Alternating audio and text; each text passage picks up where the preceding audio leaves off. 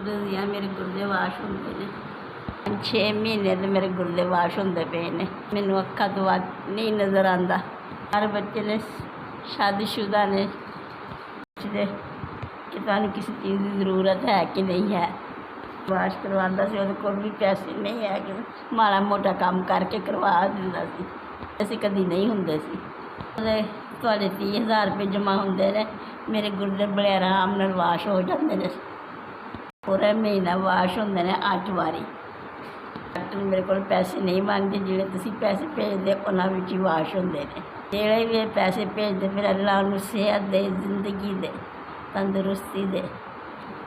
ਮੇਰੀ ਜ਼ਿੰਦਗੀ ਅੱਲਾਹ ਤਾਲਾ ਦੇ ਹੱਥ 'ਚ ਜਾਂ ਤੁਹਾਡੇ ਹੱਥ 'ਚ ਤੁਸੀਂ ਮੇਰੇ ਵਾਸ਼ ਕਰਵਾਉਂਦੇ ਹੋ।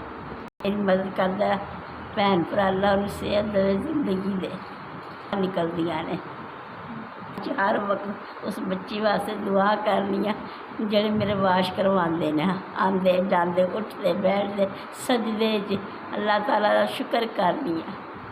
ਤੇ ਨਾਲ ਮੈਂ ਅਲਫਾਜ਼ ਇਸਤੇਮਾਲ ਕਰਨੀ ਆ ਕਿ ਅੱਲਾਹ ਤਾਲਾ ਉਹਨਾਂ ਨੂੰ ਜ਼ਿੰਦਗੀ ਦੇ ਜਿਹੜੇ ਮੇਰੇ ਕੰਮ ਆਉਂਦੇ ਨੇ, ਮੇਰੇ ਵਾਸ਼ ਕਰਵਾਉਂਦੇ ਨੇ।